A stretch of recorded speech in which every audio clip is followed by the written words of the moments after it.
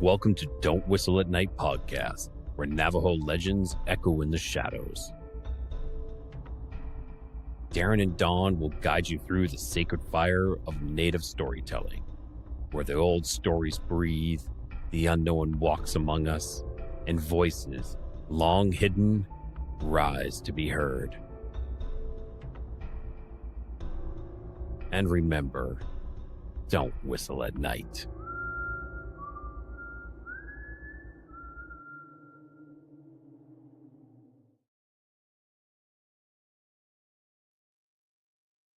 Hello, welcome to Don't Whistle at Night. We're broadcasting live here on the United Public Radio Network, 107.7 FM in New Orleans. All credit to Ray Voss from Codega's Codex of Curiosity. Thank you. Thank you, Ray. We appreciate that. We feel more of a podcast now. We appreciate it. We're blessed. Thank you. My co-host Darren is he's stuck somewhere between New Mexico and Texas right now. So he'll be 30 minutes to 40 minutes late. So yeah. So he'll be in pretty soon. Um, Tonight we have a really great guest. His name is Shanclen of Shadow Productions, paranormal investigator, um, land protector, and storyteller. I'm very blessed and honored to have him here tonight to join us and to share some stories and becoming part of the family here at Don't Whistle at Night. And I am very happy to have him here. Without further ado, Mr. Sean Clan. Hey, what's up? What's up, everybody? Happy to be here. Yes. Oh yeah, oh yeah. That's right here, Von Koshel. First one here again. Only thing to look forward to on Sundays. Hey, Appreciate that, Vaughn. hell yeah. Yeah. Kurt W75. Where's my dudes? What's up, Kurt? Oh yeah. Darren's gonna be a little late. Just FYI, guys. We'll keep you guys tickled and entertained till he gets here. Owl 13. Hello, Owl. Hello. The Cedric Willie. Love the new intro, Don. Hey Lee, what's up, man? Hey, appreciate it, brother. Hey, what's up, Melody Alvarez? Hey, how's it going? Let's see here. Intro is fire. Hell yeah. Oh, thank you. Thank you, Kurt W75. Woo! That All was a good right. intro. That was a good intro. Oh man. Hey, I kept watching all day today. I was like, whoa, man, this is cool. Yeah. So all around excited intro and you right here, the guest of honor, Mr. Sean Clan. Woo! Let's go. Let's Oh do this. yeah. Hello, everybody. Yeah. Mike's all you. It's all you now. Go ahead. Oh, all right. Well, we're gonna start off with an honor song here. I'm just kidding. No. So, okay, it's a customary that we do an offering here, and we do a land acknowledgement where we are, and it's no. Hello everybody. My name is Sean Clen, and you just kind of want me to just tell a little bit about myself. Oh yeah, yeah, introduce yourself, where you come from, and then you can start off from your life from the beginning, and then Me, take your time. I Take your saw a time. bright light in the sky, and that was I was born. I'm just kidding. Okay, so for those of you who do not know me, my name is Sean Clen. I am a Shihin Shlin, Ado Beligana Bushichin, Ashe Ada Shiche, Ado Beligana Ada Chanela. I come from Jitlijin, Twin Jona Hulye. And I come from Black Mesa. For those of you who do not know or speak Navajo, I introduce my clans. My main clan is the Salt Clan. And I come from Black Mesa, Twin Jonah area, so of the Navajo Nation. So, yeah, I kind of grew up in a border town. Went back and forth between there to the reservation. Grew up traditional in our traditional ways of the Diné and the Navajo Nation that we have here. Yeah, it was just a lot of growing up that way on the reservation. You experience a lot of things, especially like when you go to ceremonies at a young age too. It's it's always very interesting kind of some of the things you're exposed to at such a young age, and it was always very interesting to kind of be in a border town to where like you have different ethnicities and races kind of going to school at the same time, and gotta explain to them. It's like, all right, yeah, I missed school because I had to go do a ceremony. They're like, what's a ceremony? And oh yeah, well, this is medicine man. He was chased off some mystical being, demon or whatever in my house and everything. And so they're like, what? So Yeah. it's kind of stuff like that, So yeah, my life story is pretty much that, bounced around a little bit at a very young age, different locations, different cities with my parents. But ended up coming here in Winslow, Arizona, gosh, second or third grade, I would say.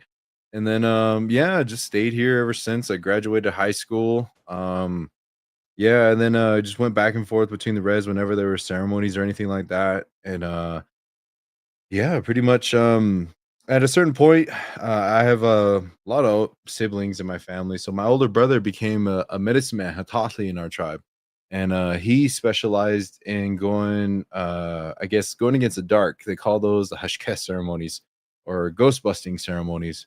So, yeah, so I became his helper for many years, and, yeah, so just kinda going throughout all the journeys together throughout all those years.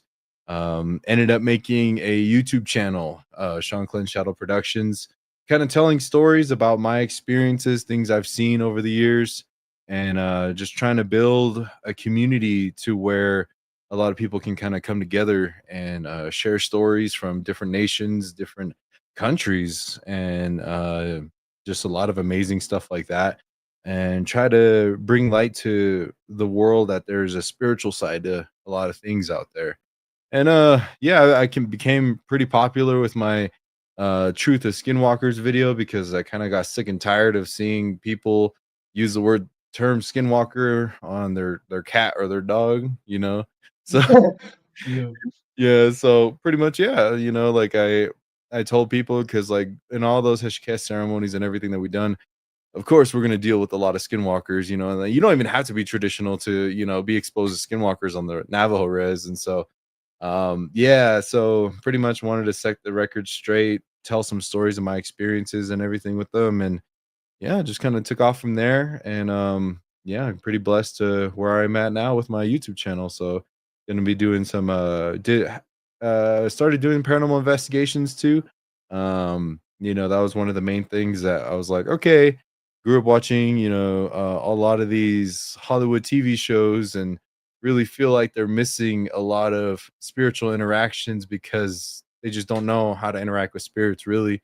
It's fairly new to them as far as for when it comes to conversations and interactions. So I was like, hey, let's throw in a little bit of our teachings and how we communicate with spirits in there too. So, I've been on a couple TV shows. I was on Ghost Adventures twice, Unidentified with Demi Lovato. Got to meet the Wraith Chasers from Travel Channel too. I have two more TV shows, two more TV shows coming up, but I signed NDAs and I can't really say anything about it. But yeah, two more TV shows coming up. But yeah, it's pretty much where I'm at now. I'm just a dude. I'm not a medicine man or nothing like that. I'm just a dude that's experienced a lot of shit on the res.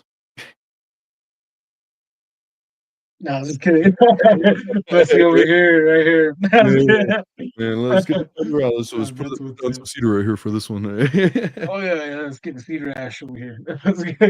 That's what's up, man. That's what's up, man. Like you were saying, like Hollywood, you know, uh, no disrespect to our Hollywood listeners out there, but you guys could use some of his Native American authenticity. Mhm, Like some real scary stuff, like some real stories from what we all have here and mhm. like what a lot of you listeners hear a lot here on Don't Whistle at Night. And may I add, your channel is fire. I watch it on every regular basis. Thank you. Darren and I, I'm sure he has a lot of questions to ask you. So for me, first of all, my wife is a Shane too, so you're my brother, by the Hey, way. ahoy. Yeah, and so that's one of the things that made us like make this podcast as well with the all the misinformation. You know, Mm, like everyone's thinking this is a skinwalker, that's a skinwalker. Like, no, that's something else. mm, Like the things that we're talking about a lot is like different tribes. They have their own shapeshifters. It mm, could be a different tribe, whatever tribes in that area. Go ask them. yeah. Instead of making up your own assumptions.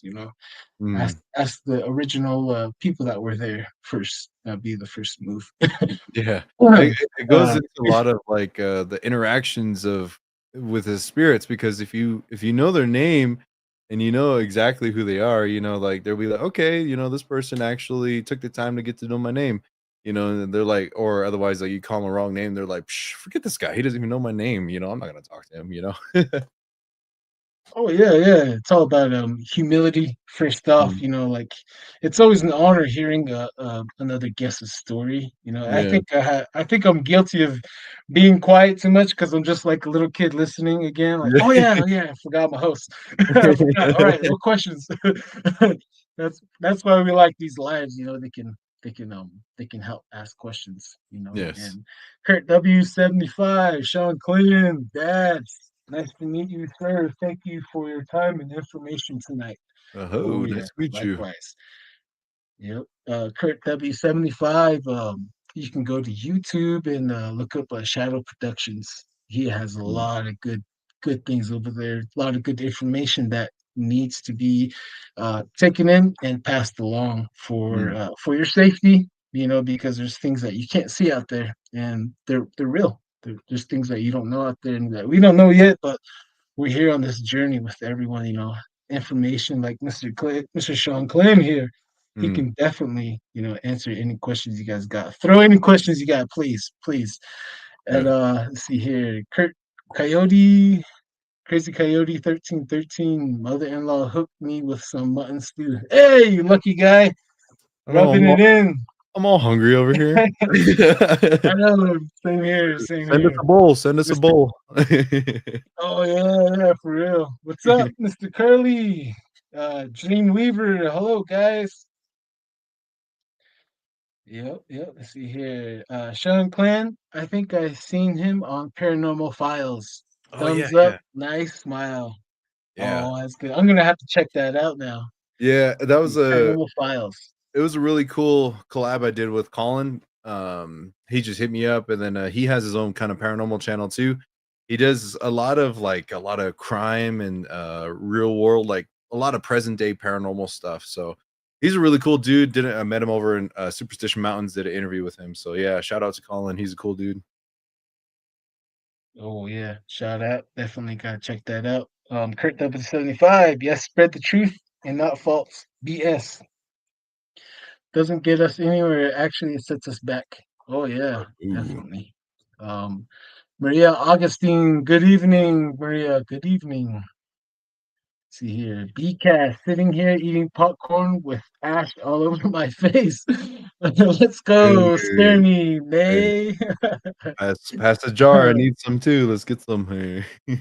Oh yeah, Mr. Curly. What's up, Mr. Sean Clan? I've been listening to for about 6 months. Love your stories. Oh, thank you, Definitely. thank you.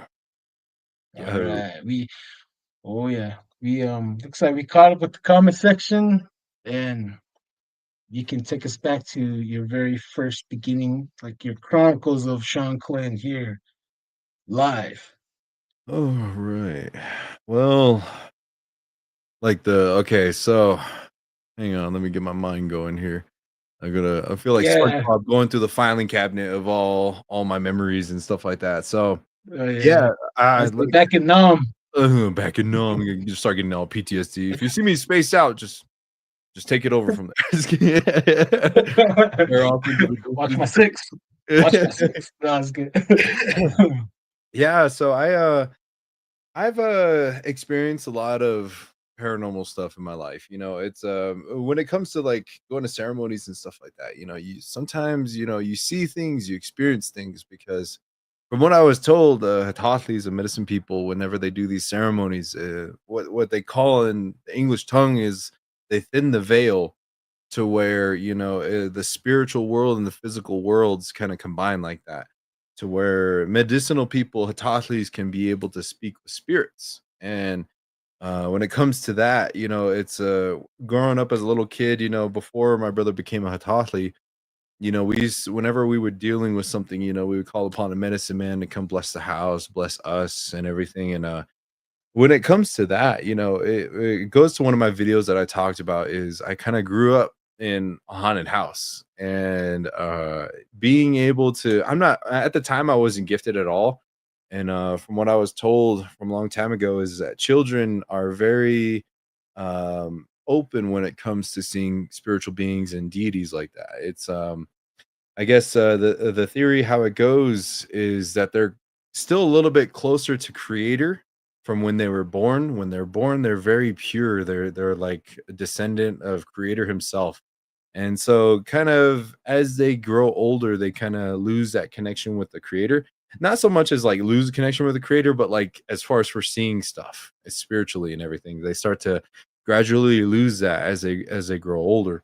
So that's why you see kids like a lot of times they see something and they're like, "Yeah, I made a best friend. He's my imaginary friend." And they point in the corner and your dog starts barking in the corner and it's all a demon or something like that. Oh So seeing those things kind of growing up and all that, it really opened my eyes to where it was kind of normal to be able to have the mindset of communicating with spirits, having the mindset of respecting the land, respecting the earth, respecting yourself, your loved ones, your family, and relatives and ancestors that have passed on. And it wasn't until I started kind of going to school that that mindset isn't very common when it comes to outside of the tribe's teachings and everything. And so, like growing up and seeing spiritual beings all the time, like you go to your friends, and they're like you tell them stories of things you've seen. And like I said, I grew up in a haunted house. So it was located near a church that was a mortuary kind of thing. So a lot of those like it was right next door. So sometimes that's where they would keep the bodies and they would do services and stuff over there as well. So sometimes some of those spirits from that location would come over and haunt us and freak us out and scare us. And come to find out later on from a medicine man too, was that whole area too where I grew up at is an old burial ground that's right there too, very very deep underground. And I guess those spirits kind of come up and they go and they freak us out. I remember some of the tales that we had was like I had my cousins over for I think it was a holiday or something like that. And then so their family went to go, I think, to go eat with my parents, and I don't know what they did. They went to go PTs or whatever, go hang out at the bar or something like that, and then they're just having a good time or go watch some movies or something. And so, how it is like kids, the kids all just stay home and we watch movies and stuff. And so we ended up falling asleep. yourself. Yeah, take care of Oh, yourself. You guys got here's some pizza. You guys will be all right. You know. And so we ended up watching a movie and we all fell asleep in my room. And in the middle, we had one of those old it's not really old, but like they still have them. But it's like a water dispenser that had those 5-gallon water jugs on there in the kitchen. mm, And we were sleeping in the middle of the night. Like we heard that whole 5-gallon water jug get pushed over and fall over. And all this water just gets sprayed everywhere. So we're like, we wake up, my older brother's like, what the fuck? And this is before he got his gift. And then we all get up and we go make our way over to the kitchen area and I turn on all the lights and everything. And that water jug is still right there. It wasn't knocked over or anything like that. And we're just like, we heard the water. We heard like it's a very distinct sound when you hear doom, doom, doom, doom, like yeah. if you like refill those waters and everything, you knock it, it makes a certain sound. So that's the only sound it could make in the whole kitchen. We're just like, what the heck? And so my cousins were like, Mm, you live in a haunted house, bro? What's going on? And they were kind of like freaking out. And so again, another time that happened was one of my cousins saw a shadow figure inside of the doorway to my room. This was a separate time that they spent the night. And they started screaming and freaking out. We're like, what is that? What is that? And then like I wake up and I look and I see it for a brief second, but then it disappears out of nowhere. And then I was just like, what? I thought it was like their dad or my dad or something like that. And then Yeah. like they come running down the hallway turning on the lights, and then it was my dad and his dad right there. And then we were just like, weren't you guys just standing in front of our door? They're like, no. And so sure enough, I'm thankful and glad that my parents weren't the ones that were like, oh, you're just imagining things. Oh, it's just your eyes playing tricks. They're like, okay, we're gonna get a medicine man over here, you know. So do a Yeah, they protection believe prayer. you. Yeah. Yeah, you know, like that we're gonna get a protection prayer and blessing for you guys in the home too, and try to figure out what's going on. And sure enough, that's when the medicine man started seeing things and told us about it. He's like, there's a dark figure that watches you guys on your roof, and he looks down at you guys and he messes with you guys. We're like, where does he come from? It's like, well, he was buried here a long time ago. You guys desecrated his homeland. I was like, we didn't build this house. You know, I was like, we didn't know about this. So he would Yeah. do his ceremonies and everything, but it would last like a good month or two. But then he would tell us everything would be okay. But later on, when my brother got his gift, I come to find out when it comes to living on a burial site like that, when you get a blessing, you're supposed to kinda get it routinely, like, every now and then. It's almost like a shield that you put around your home, yourself, and everything, but you can't get rid of it because that's its final resting place. That's why they say, like, in our traditional teachings, if someone dies in your home, you're not supposed to live there or, live in a burial ground, you gotta go move away and everything. So, Yeah. it would kinda just deteriorate that shield that you have over time, and that's something the medicine man never told us until I figured out later from my brother and his trainings that he went through. So, yeah, it was kinda very interesting to kinda experience those things. And, my cousin used to go to school with us too at the same school in elementary, and, like, he would Mm. just be quiet. Like, I would just, like, start talking to my friends. I was like, "Yeah, you remember" yeah, I was just like, "You guys don't believe me? He was here too." And then, like, he would be all kinda scared to talk about it and everything. But then he ended up Oh agreeing man. with me, and then all my other bros were like, "Whoa, that's so cool." And so they all wanted to start coming over to my house, but then my mom's like, "No, don't be bringing your friends over here," because I think she knew it was haunted too, and she didn't want no kids getting traumatized in her house, and then they go crying to their parents or something like that, you know? Oh yeah. Yeah. Yeah. You don't want a kid being squirreled around the circle up in the ceiling, that's the last thing you wanna see. So you kids gotta sign a waiver before you come in this house. Oh yeah, for real, for real. Oh man. Yeah, Sheesh, so man. that's pretty much, my intro into like not so much traditional hauntings, but it was like hauntings and ghosts and spirits that were outside of the tribe, because of that church that kind of came there. It was kind of like a melting pot of different spirits that would kind of come around to and freak us out. And it was honestly very, very weird to kind of go through that.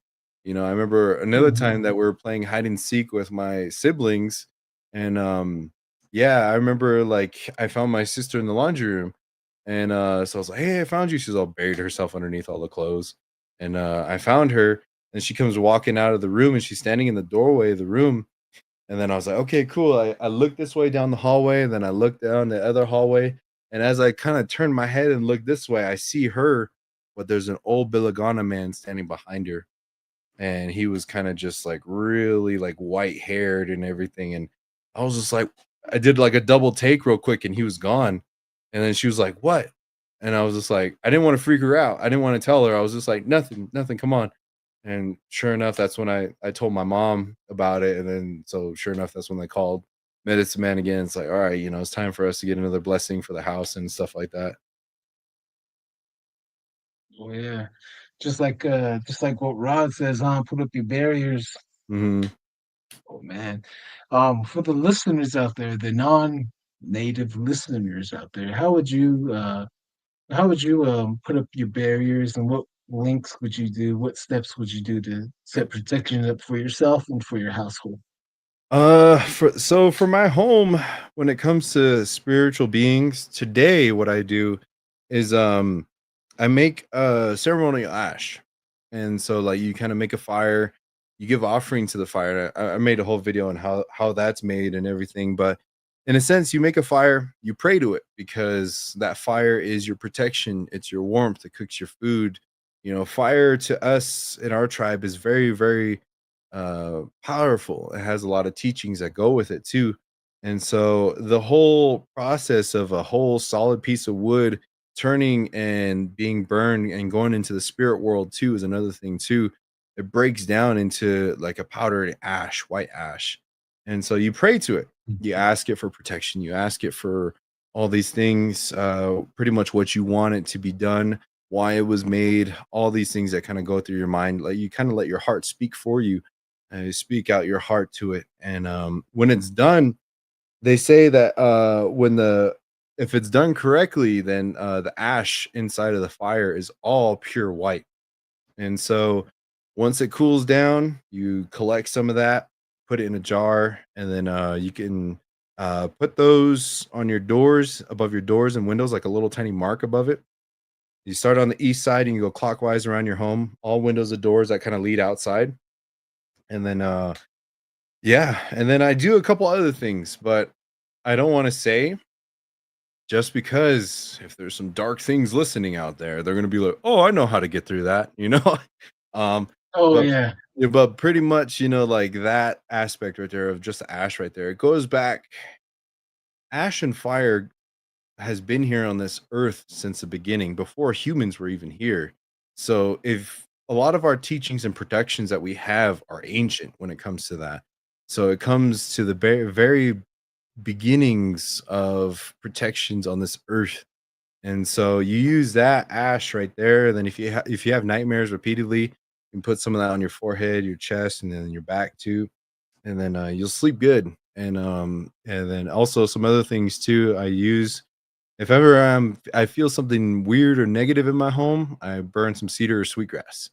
And a lot of people say that you should burn sage. And then a lot of people get. I made a video about that one too, but a lot of people would get upset. They're like, "How come my sage isn't working? Sage is bad. It invites demons." I'm like, "You're just using it wrong." Sage is Mm. more so for medical purposes. From what I learned is when a Hatachi or medicine man doctors you, it's almost like it neutralizes the energy inside of your body. So it balances out the good and the bad to where they can kind of get rid of that stuff. So when you burn sage, so you smudge yourself, it cleanses you of any darkness inside of you. And so it doesn't get rid of it, it kind of just chills it out, like if there's anything that's kind of there. So it doesn't kind of overpower the good that's in it. So when you burn it inside of your home, you're just like, get rid of this spirit, get rid of this, get rid of that. It's just like it'll just put it to sleep. And because it's a negative force, it's a negative energy, so it neutralizes it, makes it go to sleep in a sense, and makes it powerless, but it doesn't chase it off. And so that's where, like, if you have a bad day and you're just like so angry, you go to work and you're just like have all that bad energy from work, you dealt with a bad customer, you're upset from traffic or something like that, and you come in your home, you have all that negative energy on you.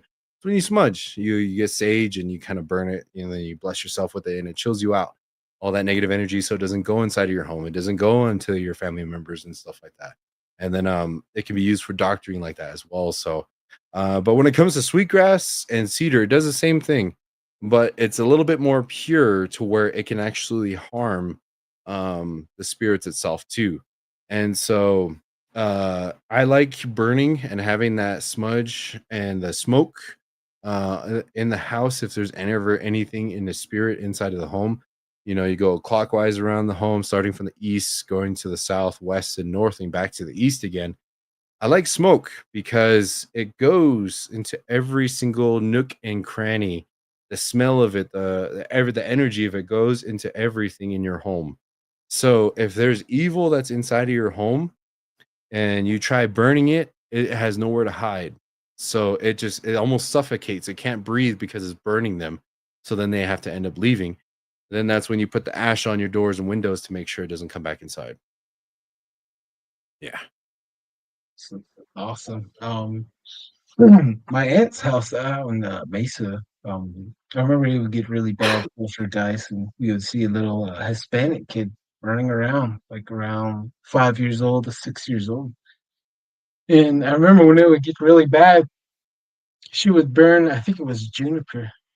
She would burn the juniper on there, and you can just feel like the house, just like a sigh of relief, and you just Mm, can sit down and relax, just yeah. like, oh man, it just feels so much good. It feels really good in here. I wish it could stay like this forever. And then, like, Mm. after a while, you'll see some corner of your eye make a dash to the kitchen. You're like, oh man, he's back. Oh man, not again. Come on, man. Yeah. Yeah. Yeah. Yeah, Oh so man, I don't it'll, like like, that, chase them man. around and stuff, but, like, that's where, if it's still around even after that, that's when you kinda call a little bit more, professional help, like a Tathy or medicine man, because it's just like, "Okay, this thing's a little bit more powerful to where it knows how to, stay alive and stay here even though after you do that." So that's when you kinda call upon a medicine man to come do some ghost busting at your house and stuff like that. Hmm. Oh man, definitely. Everybody, did y'all hear that? And oh, look at we got Darren right here. We got a at 7:25, about 20 minutes ago. Apologies, listeners, and to our guest, Shanclen. I would like to take myself as a man of patience. So on occasion, the good Lord would put me to the test by sending me to the IHS. Drive safe, brother. Drive safe. And Be Kurt safe. W75, he says, do you think with all these astrology events happening, all the full moon, blood moons, solar winds, do you think the veil is thinning, or is thinning and becoming more normality to common folk? Like with all these things going on, do you think the veil's getting thinner and making these creatures are making themselves known more, or do you think it's just the signs and times? What do you say? I would say it ties into more of the times of what we're dealing with now, and especially with technology and everything that's kind of going on. Everyone is more connected than what they used to be, and so everybody feels what everyone's going through. They can read their Facebook posts or they make a TikTok or something like that. And then also with world events that's kind of going on, there's like a lot of harshness, there's a lot of negativity that's kind of going around in the world, mainly in the US, unfortunately. So Oh yeah. you see a lot of that going around. And so Mother Earth feels it. Mother Earth and Father Sky and the spiritual beings, Diné and even astrologically, like across the cosmos, people are feeling this. And that's when, like when there's a lot of negativity like that, darkness likes to thrive in these things. And so they get a little bit more bolder and going into areas of where there's beings of good and light, and they start messing with them. They get a little bit more powerful, and then they start poking and creeping on their territories and stuff. And so that's where a lot of people are also starting to see and witness a lot of like cryptids or certain things like that, beings that of the supernatural. And also, I just really think that people are starting to, with technology, experience and open their minds more to different types of spiritualities, different mindsets that's out there. So that's why, like I'm thankful you have this podcast. That's why I started my channel too. It's like to be able to share our stories, to share our experiences and know that you're not alone. It's just like you experience something, you don't know what the hell's going on, so you YouTube it. You try to find it out on a Mhm. YouTube video, and then like that YouTube video may touch on it a little bit, but somebody in the comments says something about this, and then a conversation leads that way, and then you kind of go down a rabbit hole of different spiritual beings and thought processes when it comes to that. So, I always encourage my followers, my viewers, whenever they watch my videos, is be open to other faiths and religions, respect them because they're here on this earth for a reason. Yeah, there may be some bad apples and stuff in the religions and faiths and all that, but don't base the religion or faith on those bad apples, you know what I mean? And it's like uh Mhm. if it wasn't for technology, I would never be speaking with somebody from, Australia, Africa, Europe, Russia, Asia, China, Japan, all those places too, South America and to Alaska, hearing all these Mhm. stories like this. And so we all give good medicine in that way to each other. So It's a blessing and a curse, social media, so like it can spread Oh negativity, but it yeah, can also spread love, you know what I mean? So yeah. when it comes to Especially that, with the it's like tribes. Oh, yeah, yeah, and it's just like so when it comes to like all these events that's kind of happening, I just think it's of the times what we're dealing with right now. And technology and all this stuff, it's brand new. A lot of people, we've had technology to this scale, I would say about maybe 15, 20 years. And so it's brand new to us. Humans are still trying to figure out how to use it. And a lot of it is just untouched ground. And so, maybe our grandchildren or great grandchildren, they'll learn to master social media and use it in a good way. So that's what I pray for. You know what I oh yeah. mean? Oh yeah, yeah, definitely, definitely. Just like that cartoon Wreck-It Ralph. Mhm. Sometimes the comment sections are good. Yeah. Sometimes you just want Yeah. to. Exactly, man. Yeah, we got a Mando. How many reasons are out there for voices mimicking in the woods? Oh, What do you say about that, Sean Glenn? there's a lot, honestly. Yeah. Like mimicking and voice mimicking like that, especially in the spiritual world, is not uncommon. So, like in my comments, whenever somebody says, "What is a spirit there that's a shadow and wears a hat? What does he do?" And I'm like, there's a lot of spirits that are black or like dressed up in black and then they have a black hat. It's just like it's not like one, it doesn't belong to one spirit. There could be like so many different reasons. And so what I would do is wherever you are, wherever you're from, what woods or anything that you're at, do some research. Some research on the forest, do some research on the people that lived on the land that you're currently living on, whether that be within the past 100 years or the past 1,000 years. Try to think beyond written history and do your research and try to see if there's any tribes, if there's any certain things that are around. And then just try to look at the characteristics. How does it look? How does it act? Like if you can see it, if you can only hear it, certain stuff like that. So, but if it's just like mimicking you and just like, saying some stuff at you and that's all it does and it doesn't like threaten you or anything, I always tell people, say the most outlandish stuff you can ever think of and see if it mimics you. And if it doesn't, being like, you won already. You already won the battle because it's pride and honor will not say those outlandish things back to you. So, as you just kind of gotta beat them in their own game, I guess. Mhm.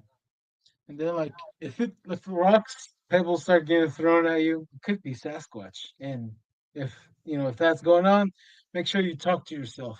That Yeah. helps out. So so they'll leave you alone. You won't end up on missing 411. Yeah. And then Who that's what I knows what's said. really out there? Yeah, it Yeah. just like develops, it's just like find the characteristics of this. And the more it shows itself, the characteristics of what it does, how close it comes, and if it has anything else, that's when you can kind of narrow it down a little bit more to the being exactly what you're looking at, what you're dealing with. And then you can try to find somebody out there that knows how to deal with them and protect yourself from them. Mhm. Definitely. Thomas Royball, hello there. What's up, Thomas? Uh, P Tang, right on. I made it to the live. Yay. Hey, what's up, P Tang? Pootie Tang. No, just kidding. Um, I seen you covered one of your videos a few days ago of like witchcraft going on the reservation, and you found out that it was these some kids practicing Norse like Norse mythology type of deal. Yeah. And what would you say like if you have a problem where somebody's doing voodoo, that type of deal? What would you do? Um I would do my research. Like I said, always start out with research. And if you could try to find somebody that's good at voodoo, like whenever somebody comes at me with a question about like something that's out of my scope of work, out of my region, out of my stuff, like pretty much you'll find a YouTube video about somebody talking about it, and don't just take one source. Go to different YouTube channels and ask them, get different opinions on it. And because when it comes to a lot of these spiritual practices, there's different ways to go about it. There's different ceremonies with each race and religion. So, first of all, armor yourself up with whatever faith and religion that you have first, and then try going out a little bit more in the spectrum of when it comes to voodoo and hoodoo and stuff like that. Like there's a lot of knowledgeable people out there when it comes to these faiths and religions and pathways in the spiritual world. So, and there's a lot of people. You'll be surprised with how many people are actually out there to help give advice for simple protections out there. And yeah, just try to, if they have a piece of you, like, and they try witching you and stuff like that. In the Navajo tribe, there's similarities of that too. Grabbing your hair, grabbing, your fingernails, anything that's of you, they try to use that to witch you and get you sick. So whenever, what I was taught in my trainings is whenever I would lose my hair, whenever, like, sometimes my hair would fall out randomly or brush out my hair and stuff like that. If I go anywhere and any piece of me is lost, I cut ties with it spiritually. you know I'm just like, okay, well, wherever it's at, it's gone, it's lost. Thank you for, if Mhm. it's an object I really loved, I will say thank you for your protections and memories I made with you, but this is where our connection ends. And so even if they have that, it won't be spiritually tied to you. It's almost like a spiritual tether that's to you and that object, and that's what they use. So if you cut that tether, if you cut that connection with it, all they have is just the memories of it, and they can't really get you sick like that. Mhm. Yeah. Definitely, definitely. I think we, let's go back to your story now. From where you left off, Yes. we went on down the rabbit hole, which is Yeah. okay. We don't mind going down the rabbit hole, opening this can of worms and opening that can of worms. Yeah. But this is your episode now, so Okay. we'll backtrack to where you left off. Okay. So back in the haunted house. So while we were living in that house, that's when my brother, we were going to ceremonies, and my brother got his gift. He had a vision for the first time, and he went to different hatalis and medicinal people to kind of confirm that. And then he would kind of tell us he would see a certain spirit, and they offered him. They told him, they're like, you have this opportunity for a gift. You are gonna be, pretty much, you can do a lot of good with it, but hardship will come with it. But also a lot of beauty is gonna come with it too. And so he was very young. He was only 13 years old when he got his gift. And then so I was 9 years old at the time. And so when he got his gift and he started, developing his gift and learning those protections, and then he started going to different trainings to other different tribes to learn different stuff. And as well as our traditional ways too. I started going with him. Gosh, how old was I? I was around 13, 14 years old too when I started, like, going on his adventures, going to his ceremonies and stuff. And I was just kind of an observer at that time. But it was, I grew up in a haunted house and everything, like, I always had a very strong imagination. And so you put me in a dark room as a kid, I would imagine there's a monster right there, or the most horrid demon thing is in that room, and there's fucking nothing in there. So, my imagination used to run wild. And so Yeah. during my trainings, it was my brother, and he ended up taking my uncle too. My uncle was kind of his first helper with his ceremonies, and they would kind of go against evil and darkness out there in the res. And we were out. My sister had a ceremony out there on the reservation at my great grandmother's house, and my great grandmother is from Black Mesa area. I'll say that for the people, and it's kind of very rocky, kind of cliff area ish in that place. And so it was kind of renowned for having a lot of Yanagloshis or skinwalkers kind of come around. And especially if you're running a ceremony, those Yanagloshis used to kind of come around and try to mess up the ceremony. They would hear the medicine man singing those songs, but they would sing them backwards.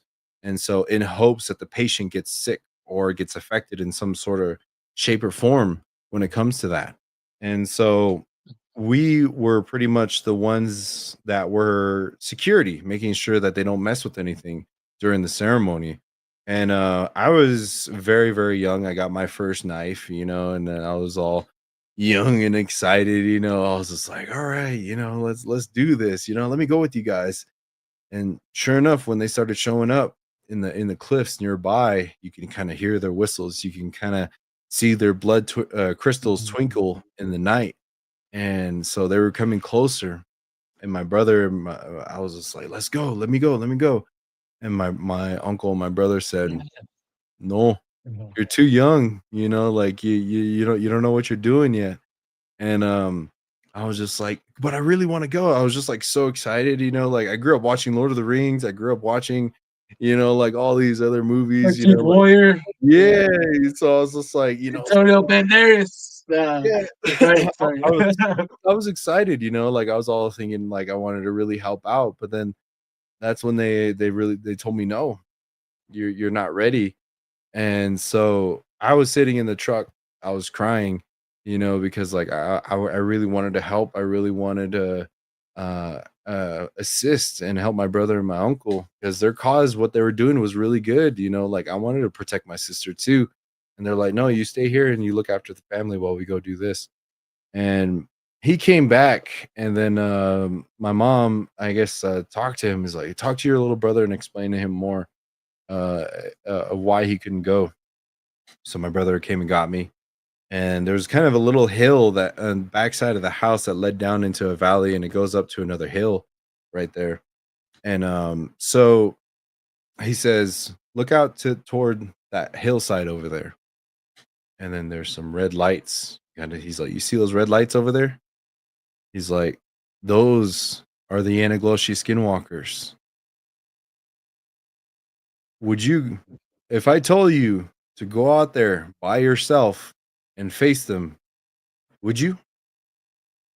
In all reality, like when you're standing right there, it's dark, barely any moonlight, and there's like that evil that's out there. I told him honestly, I was like, "No, I'm kind of scared." He's like, "Exactly." He's like, "You have strength, but that comes from having me around. That comes from having your uncle around. But you, as a warrior, you have to learn how to stand on your own 2 feet and face this darkness and evil by yourself. When you can do that, that's when you're ready to join us." And so realization and maturity kind of really hit me. And so I trained.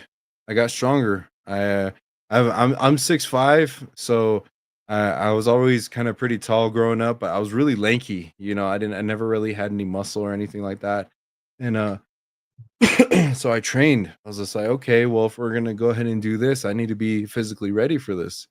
So I worked out, like he started giving me trainings of the weapons and stuff like that, how to use firearms, how to use swords, how to use knives, all these different things, axes.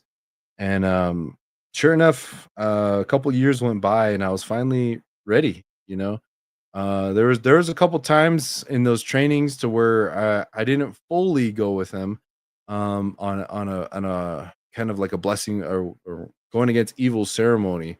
But there was one time where it was kind of an accident. I just happened to be there.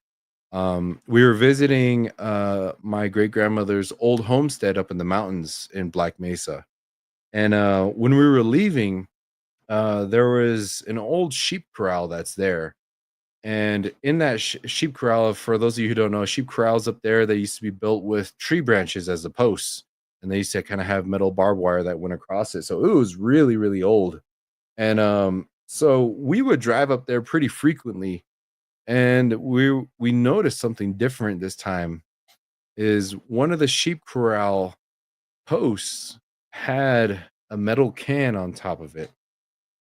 Just like, we're the only ones that kind of come up here. So I didn't put that there. We asked each other, "Did you guys put that there?" We're like, "No, no, we didn't put that there." So we pull off and I grab my big knife and everything. "Hey, what's up?" Hey, what's going on? Well, it's nice to finally meet you. Uh, Nice to meet you. yeah, forgive me, man. I'm only human, sadly, and bones break. Luckily, this one didn't. So, yeah, just gave me time to catch up on your work, though. Man, you Oh, thank had some you. really interesting stuff. Yeah, really interesting. And actually, my younger brother, he was the one that told me about you. He's like, you should have this guy in your podcast. And later on, I talked about it with Don. He's like, you're already, already have him. Like, oh no shit. I had to tell my brother, So he's pretty. He's the one that listens to you. He brought me up to you, and it's really interesting stuff, man. Really interesting. Thank you, man. But Yeah, it's good thank to you. meet Yeah, you. thank you. And yeah, life happens, man. So completely fine. Oh I yeah, understand all that. So you're good, bro. yeah. Yeah. Thank you. You're Thank you. alive. You're alive. You made it safe. That's all that counts. Yep. Oh yeah. Oh You're all yeah. there. Act- Actually, when we're doing the having the pre-interview or the audio check, that's actually driving through Albuquerque. So, uh, if you know what Albuquerque's like, then you gotta You got to pay attention. definitely, yeah, you gotta say your prayers and lock the doors and just get through as fast as you can. So, but I'm here, and thank you for coming on the show. And life happens, but the black swan gets to finish his dance, I guess, at the end. So right here.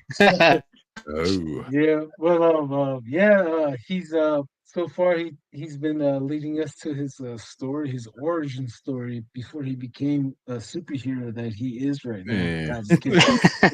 But yeah, he's filling us in on the story, and he's leading us up to where he gets his superpower. Yeah. Yeah, yeah. Oh, is that right? So Nice. yeah, let's push play. Go ahead. Okay. Go ahead. Okay. So kind of recap of hang on, my eyes are really itchy right now. Hang on. Give me 1 second. Ah. Okay. So to recap where I was at is so we noticed that metal can that was right there on the sheep corral fence post that was right there. So we pull off in the truck.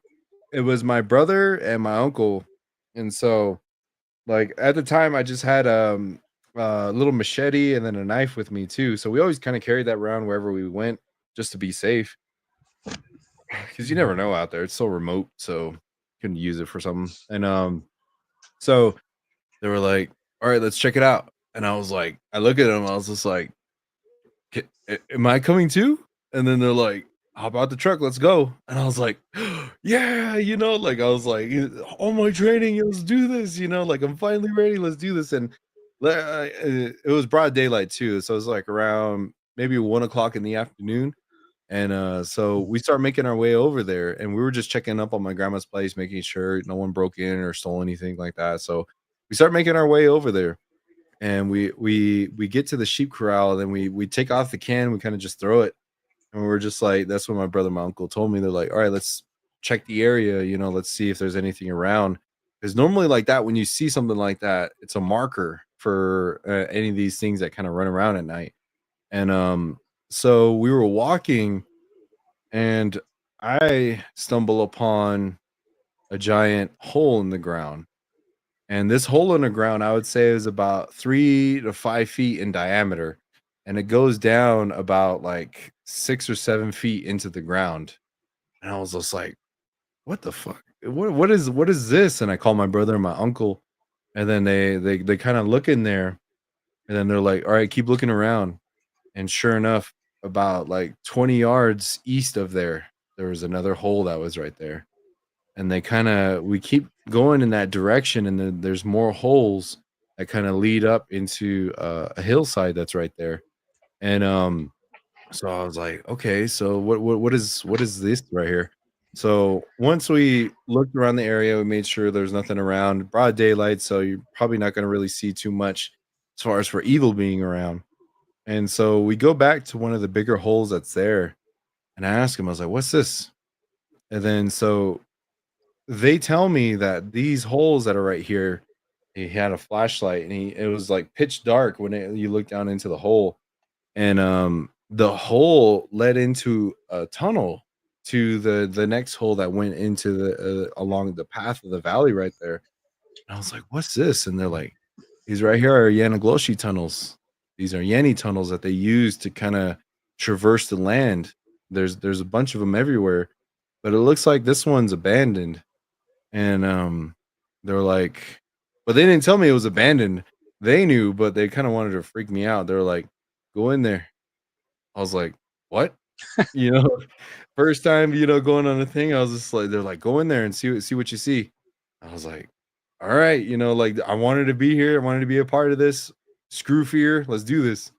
And so they always say that, like, if you go into these tunnels, like, swords or anything like that aren't going to be of use really, because you can't really swing it inside of a tunnel. So they said just take your knife with you. But what you do is you leave your sword in the ground at the hole that you went in. So if you die or get captured, at least your allies that come reinforcements will know where you went into. They'll find your weapon right there at the specific hole you went into. So I jump in the hole and I look up, and there's about a couple feet. It's like I said, 6'5". So there's a couple feet clearance above my head of where the entryway of that tunnel is. And I get my flashlight and I look inside of the tunnel, and it was about maybe 2 or 3 feet wide opening hole that kind of went in. I would say about another 6 or 10 feet inside of there. And I was looking at how I had the flashlight. They're like, "What are you seeing there?" I was like, I don't really see nothing in there." Until I start crawling in. They're like, "Go ahead and crawl in there." I was like, "Oh shit," So I start crawling in there, and sure enough, there was I didn't tell this in my story on YouTube, but there was a piece of a spinal column that was tied together, and then there was crow feathers on there, and there was blood onside the or not the collarbone, the spinal cord column, tied in with some crow feathers, and it had some blood on it too. And so I told them about that, and they're like, "Don't touch it, just leave it." And so that's when I come up, and they start telling me the story of this place, because then my brother started communicating with the spirits. He said, Mhm. he said there was a battle that happened here not too long ago. It was kind of in the area. There was, I guess you can say, a purge of skinwalkers and evil in the area. And so the spiritual warriors teamed up with thunder beings, thunder beings of the storms. And he was just like, they chased them out of these tunnels right here. And so these cave-ins were of them trying to escape. And when those thunder beings would throw their lightning bolts, it would pierce the ground and break open the tunnel that's right there. And so if you look, the tunnel, all the tunnel cave-ins all led up on top of a hill. And on top of that hill, there was a bunch of burnt trees that were hit with lightning. And he was just like, over there, that's where they tried making their escape. But when they're in the open, the thunder beings threw their lightning bolts at them, and they got rid of them like that. And we went up on top of the hill, and sure enough, we saw some of their regalia. We saw some of their weapons that they dropped along the way. And so I was like, dang, so um that was my first, kind of experience seeing the aftermath of, like, kind of like a battle that happened. And it was very interesting to kind of like see that in person, because I, like, in my trainings, I heard stories. I heard stories of these things, but to actually be in the place where this happened was very um eye-opening experience. To, like, it Mhm. brings like a whole nother level of, holy shit, this is real, and Mhm. so after that, my brother, my uncle, they're say, "Okay, I think we think you're ready." Your mindset of, when it comes to spiritual combat, when it comes to dealing with darkness and evil, you had fear to go in that hole, and you didn't chicken out like how you would have when you were a little kid. You actually went in there. So you've grown up, they've said. So now you can start coming with us to these things. I was like, yes. And so and then, yeah, so then started, many years just kinda going with my brother, going with my uncle, to these different places whenever people would, be dealing with dark beings in their home, dark beings, kinda messing with them. We would kinda go in and chase them out, certain stuff like that. certain family members, outside family members, and we started going outside of the reservations, but to still in kind of localish area in Arizona, New Mexico, Utah, Colorado kind of stuff, and doing ceremonies like that. And it was very interesting kind of throughout the years how it develops. You see how certain things, certain songs, certain medicines and herbs don't really work with beings from outside of the tribe. And so it works a little bit, but then like if they're it depends on how old the spirit is. If they know how to defend themselves against certain medicines or songs, then you got to adapt your song. You got to change your song to be able to go against them. And it was very interesting to kind of see, that develop over the years. And just being his helper, just helping him out, seeing these things. It was an honor to be able to witness Mm. and go through all these things throughout these years. And so um, we kind of came to a point that my brother wanted to focus on family. He wanted to focus on his loved ones and more so of his like physical life. So him and I went on our separate ways. And so that's where he's at right now. He's kind of doing his own thing. He's pursuing trying to make movies and stuff like that. And I went down this road of YouTube, and I'll be making movies in the future too, and just sharing my experiences because a lot of these things come with social media. Is I see a lot of people out there that are kind of lost when it comes to interacting with spirits, interacting with these beings and stuff. And that's one of the things is like, if only they just knew. If only they just knew the basics. Like sometimes all you need to do is just a tobacco offering, and like a lot of times your hauntings will be done, but then you'll know if it's still around messing with you. Then you kind of got to go a little bit deeper into the cleansing of the house and cleansing of so many different things. And so it just develops from there. And that's when you can kind of walk through these certain situations. I explain in my videos there's a lot of the mindset that comes with dealing with darkness and evil. That itself, knowing yourself mentally, spiritually, physically, is the first step. It's pretty. I feel blessed that I come from a tribe that knows the ancestry generations. They know the stories of where we come from, the certain mountains, the certain landscape. And just hearing those stories and just knowing where I come from in and itself is strength. And there's people out there that don't have that. They don't know where they come from. They don't know their family. They don't know these certain things. And so they, in turn, can be affected by evil because it's easy to persuade them to do these other different things that they don't know is not of them. So if like a demon or something like that tries to persuade me to do something dark or crazy or like it like kind of leads into possession a little bit, it's like, the hell are you? I'm not like that. Like, I don't think like that. Who are you? Who are you trying to tell me to, oh, your family doesn't love you? What? Of course they love me. Yeah. Like it's just like I know they love me. What are you talking about, dude? What are you Mhm. talking about? Fool? It's just like, oh, you don't know yourself. Like, yeah, I do. Like I love video games. I do YouTube. I like Metallica. Like what are you talking about, man? And so I just give like tips and tricks to help people get through these things, and it's pretty amazing to kind of see.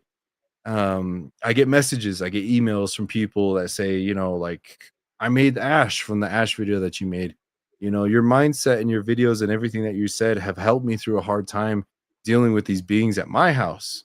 And that right there is kind of the gratification that I need. Like, okay, I'm doing something good here, like I'm actually helping people, and when they're not even from the tribe, you know what I mean? And I recently had a young warrior message me. He's just like, "Can you do a video on how to pray?" I was never taught how to pray, so that's going to be a video coming up here very soon. Like, everyone's life situation's different. They didn't know, then a lot of people didn't have grandpas or uncles or older brothers to teach them these things, so it's just like, Mhm. let me just teach you what I know. And so hopefully that inspires other people from different races, religions, other tribes to kind of start speaking on that, sharing their stories, sharing their teachings of life, how to be one with the earth and spirituality and everything like that. And Mhm. going like that, spreading that love, spreading that happiness, because somebody's teaching out there could help you in a rough situation that you're in now, but they don't realize it. So that's pretty much the whole goal of why I started this channel and why I'm still going too. Definitely. Two questions for Nice. you. Um, who are the Thunder Beings, and what are the medicine bundles for the native listeners out there? So it's monsoon season. So it kind of depends on the tribe exactly of what a thunder being is, but kind of when you start speaking with different tribes, it all becomes pretty similar. It's a spirit of the storm. It's a spirit of the thunder. They're the ones that look after the storms. They're the ones that kind of take the storms to where they need to be. And whether it's a blessing of the land with their rain, or sometimes there could be darkness and evil in the location or area, and they have to chase them out. They have to get rid of them. And so that's why in our teachings and in our stories, you always respect thunder. You always respect the thunder beings. And so and they have so much power with them. They can create hurricanes, they can create tornadoes, twisters. They have a lot of power with them.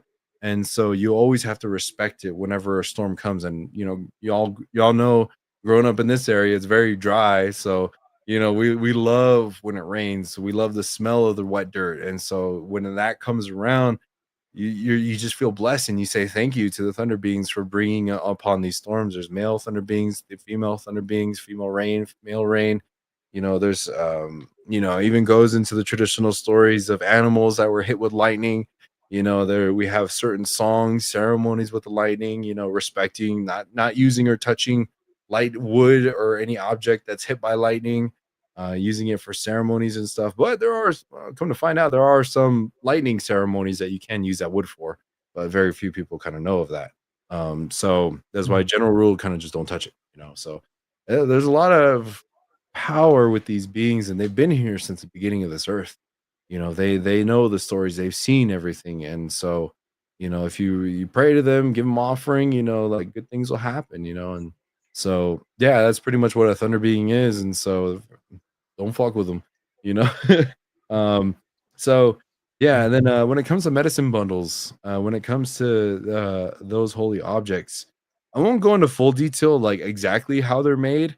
um but typically, each family has their own kind of medicine bundle, and their bundles that they have are used for protection, used for blessings of the whole family in itself. There's a whole ceremony that goes into it about how it's made and the items that are put inside of it too. And so there's a lot of songs and ceremonies that go with it. And so then they have other ceremonies of opening the bundle, closing the bundle, and all these certain things, certain times of the year that you can kind of do those ceremonies. And then when it comes down to generations, when that generation passes, they have to pass on that medicine bundle. So some of these families have really, really old ancient medicine bundles that go back centuries. And so, but then if you create your own family branch kind of thing, then that family branch can make their own medicine bundle. A whole ceremony goes into it, but it's very, very sacred. And my great grandma used to always say, like, there's medicine bundles in this house. Nobody cusses. Everyone be reverent, And so she would kind of tell those stories of like how to the mannerisms of when it comes to ceremonies, mannerisms when it comes to a livelihood, and just having that respect for the world, having that respect for seasons and the heat, the sun, everything like that. And if you come in with that mindset of that respect of everything, you learn how to walk with it every day. That's why we say in our tribe, walk in beauty. You learn how to master walking in beauty. That opens up a lot of doors whenever you try to communicate with spirits, because spirits can look at you and see everything about you, where you come from, your thought process, who you are as a person, and your intentions of why you're there. So you walk in beauty, they see, oh, this person comes from a long line of, Hatalis, medicinal people, holy people. You don't even have to be like Native American. It's like, this person's a genuine good person. I will have a conversation with this person. But then like you have like these other paranormal investigators out there that just want to do it for money. that just want to exploit these spirits and not even help them out. Spirits will know.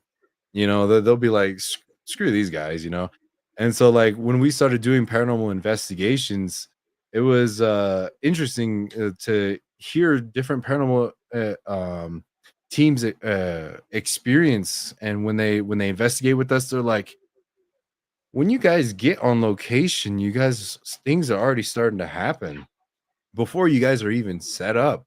Like, how are these beings already coming up to you and speaking with you? You guys don't even have your cameras rolling, or things are already starting to happen. And then we're just like, we come into it as a ceremony.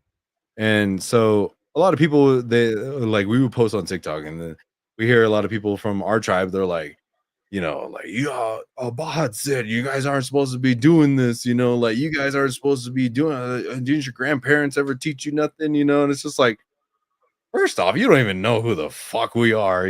So it's just like that whole backstory I just told you. They don't know nothing about it. Like, they don't know that we come from all that stuff, these trainings, ordained to do all these things.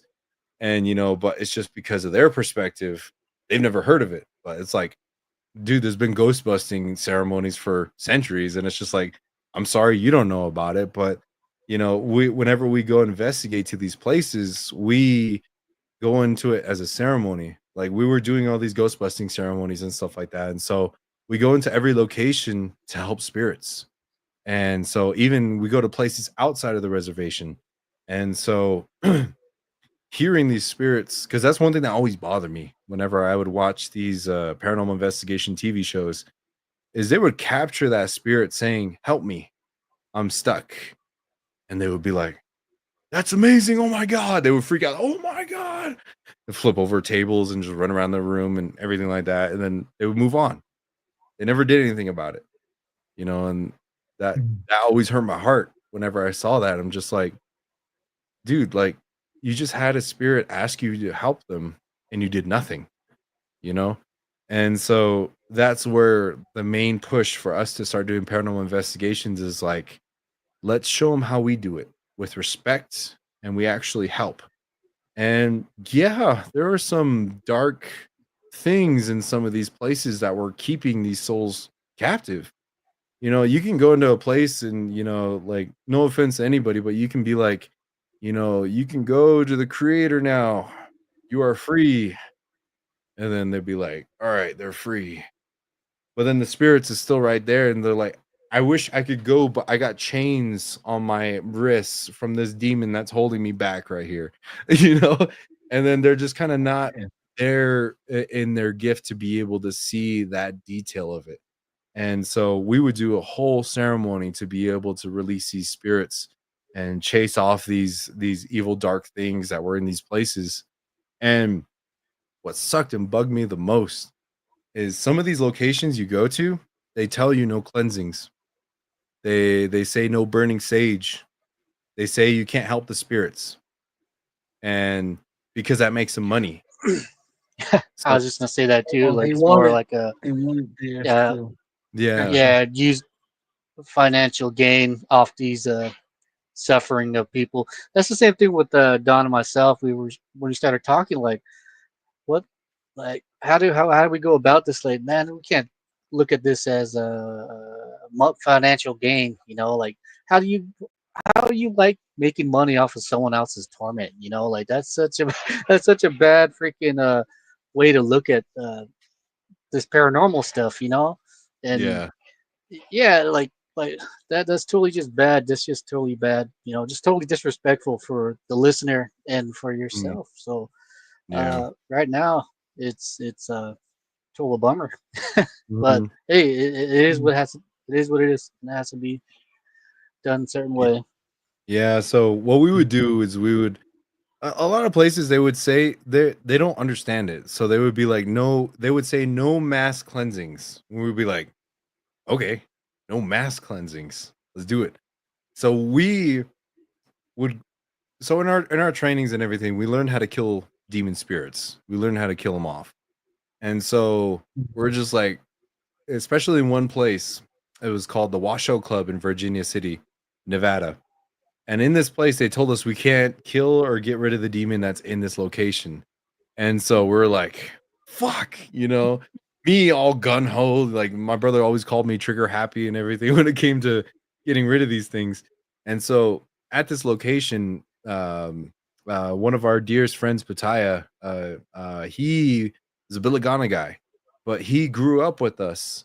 And so he saw a lot of these things, especially when he moved in with my brother. And like long story short, there was a shadow demon that was in the house that just shoved my brother, and then he saw it, the shadow demon in his house, and he saw my brother go to bats with this dude, and he was like, "What the fuck is going on?" He was all freaking out. We're just like, "All right, sit down, young one. We're gonna tell you a tale." So then he started coming with us to these things, and so he was one of those guys that he grew up traditionally Christian, and then but then like he started following our ways and stuff, and so he at that investigation got possessed, unfortunately, and so we had to perform a exorcism on him on location, and so actually before that he got hurt, and there was a certain doll inside of a room inside of the Washoe Club. And by far to this date, this is the best spirit box communication we've ever had. Was this doll was telling us, cut his throat to him, Pataya, cut his throat, kill him, all these different things. And then he started getting a pain in his stomach, and he's like, "Can I go? Can I leave?" And she was just like, it through the spirit box. And then my brother said, "You have to ask her to leave." And then he's like, "I would like to leave, please." And through the SB7 spirit box, she said, "I said stay," like screams at him. And we're just like, fuck that, like he's hurting. And so we left, we escorted him out, and he was really hurting bad. So we got him some medicines, we got him some herbs, and he started feeling better. And so we're sitting there. I was pissed. I was just like, this fucking thing inside this place hurt my best friend.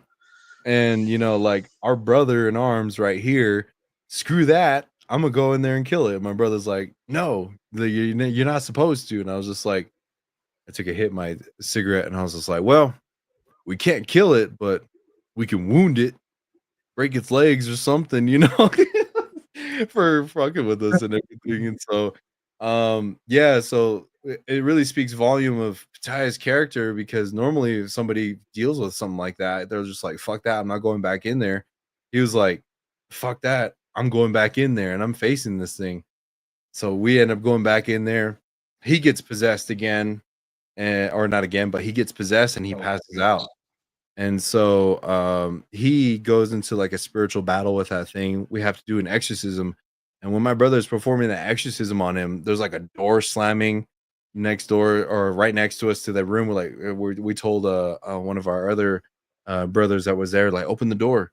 And then like, because we need to let the energy out, let this thing out if it needs to come out. And then so he opens the door. Not too long later, it's all just gets slammed on us. And so it was crazy. So like, but that's where we learned how to help the spirits, is because when we would go to other locations too, there would be almost kind of like a spiritual slave trade of human souls, and they would be transferred to different locations. And this location we happened to come upon was one of those locations. It was an old jail in Globe, Arizona. And so in these cells were innocent people calling out for help.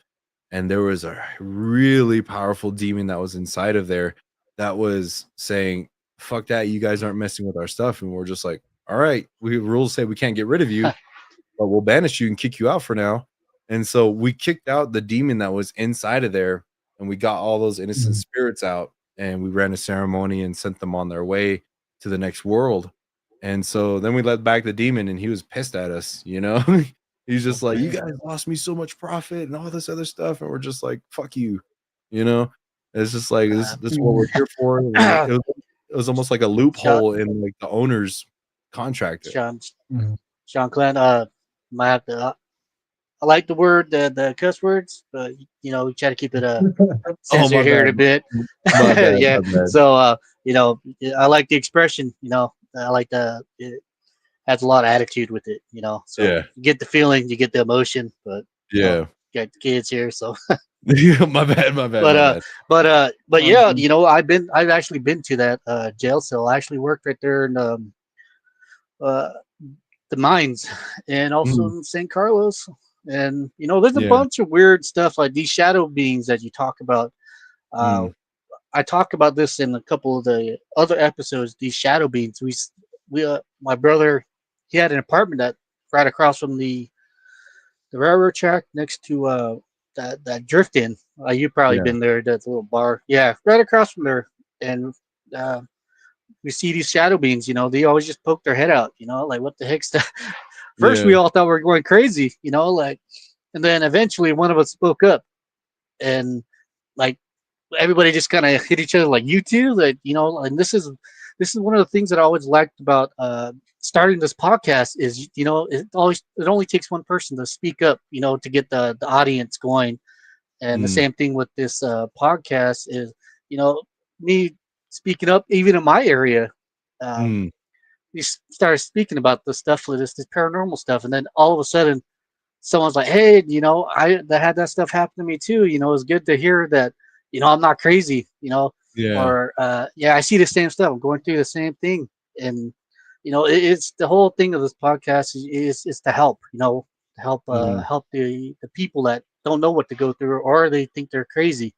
Yeah. Um, especially for you saying a help, you know, a helping spirit, you know, spirit Mhm. asks for help, and then they just like, oh my god, like, what? Oh my god, we caught that on audio, like really, you know, like something, yeah, someone they're I'll asking for just be you, like, you're asking for help, you know, scratch me. yeah, Yeah. yeah, yeah, Yeah, like yeah. it's totally weird with the whole like the mainstream ghost busting hunting stuff like that, you know. I Mm. always find it really odd that they you know act all crazy sometimes, or you Yeah. know, like it's really weird, but you know, I guess you got to keep the audience entertained sometimes.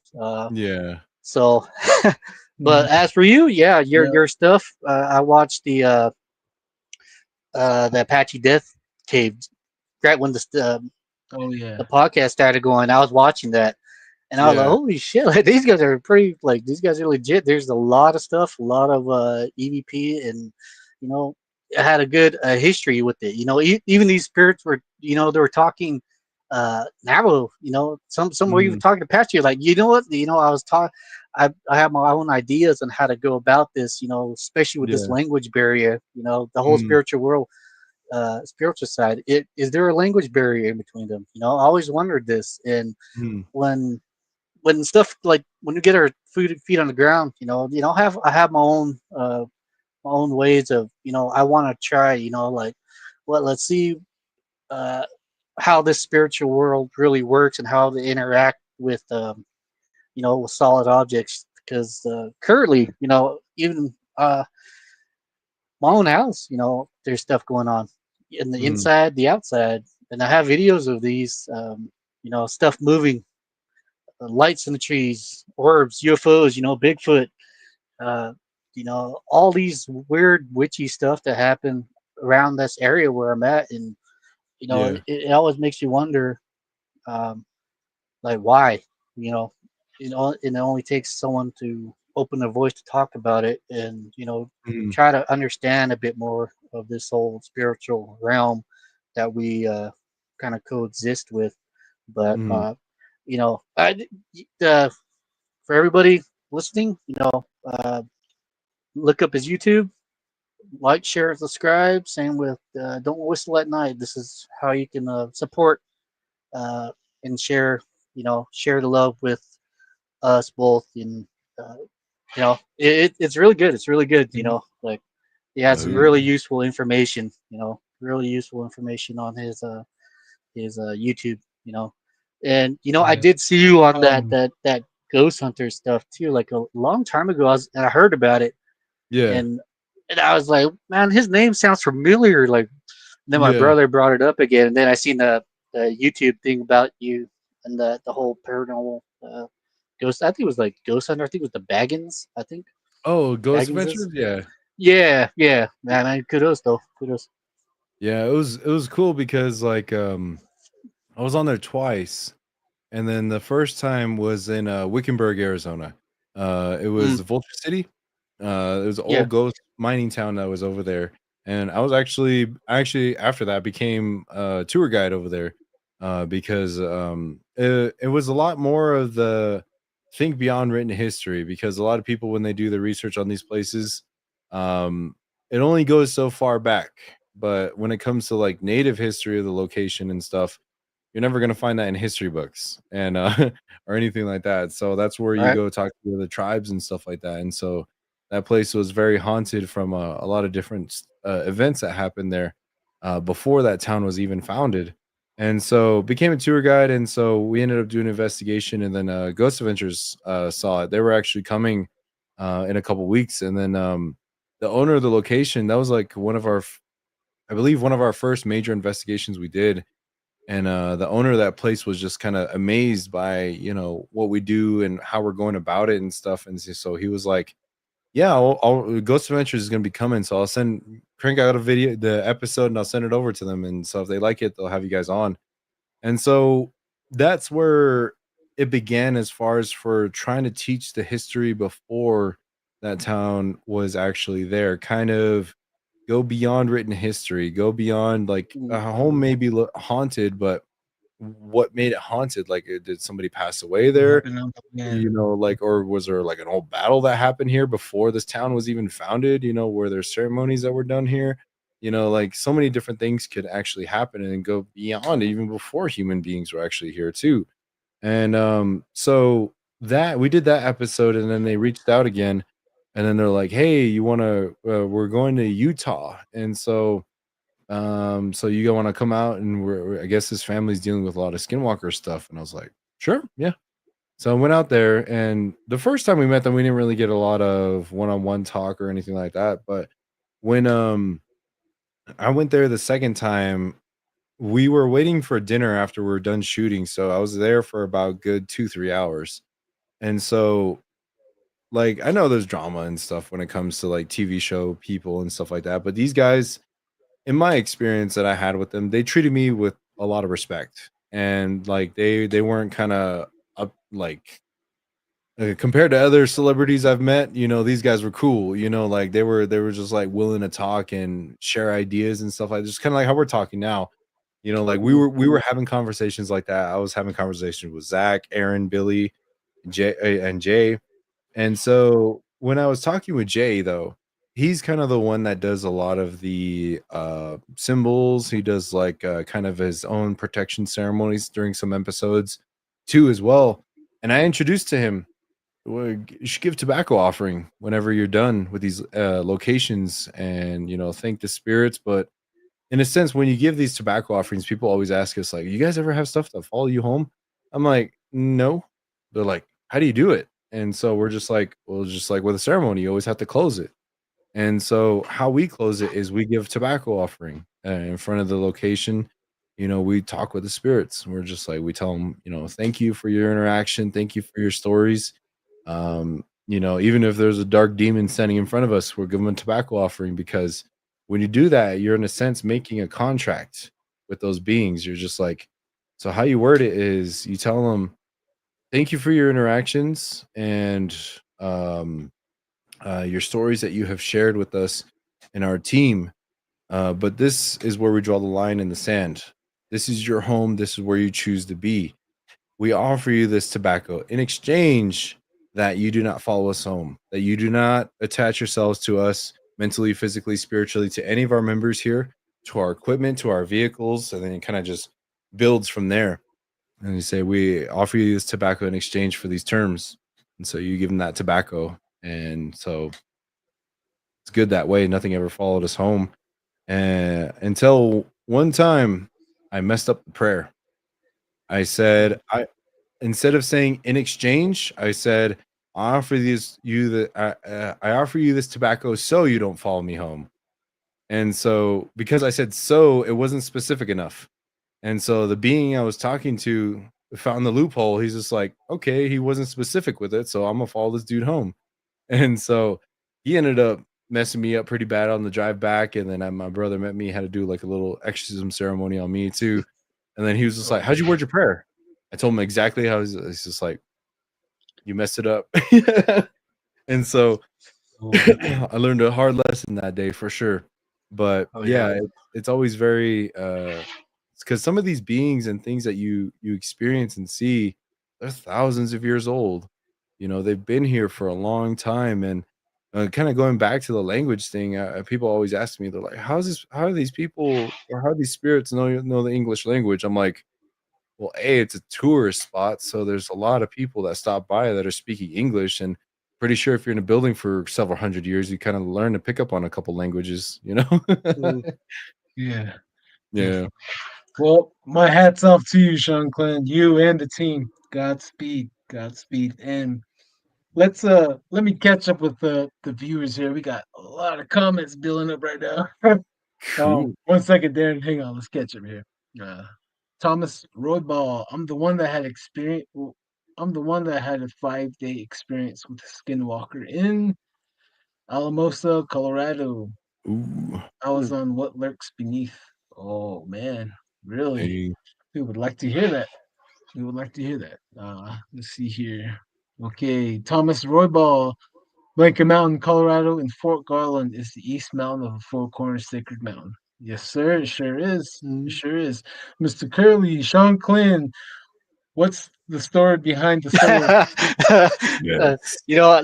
I heard about this on one of the episodes. Like a sword, Yeah. like yeah, yeah, you can point a gun. You can point Yeah. a gun and have a gun point at you or a knife point at you, but a sword, like that's one of the things that I always kind of like like yeah, that Yeah. what greater fear to have someone instead of a knife. Like yeah, he pulled out a sword.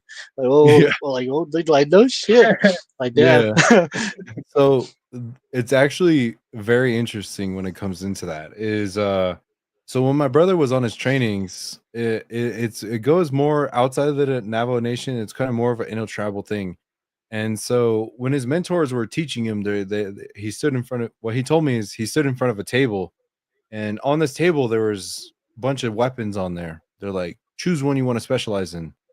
And so he saw a katana, a sword right there. And he was like, there were spears, there was arrows, there was all these other traditional weapons, axes, tomahawks, and stuff. I was like, what's this right here?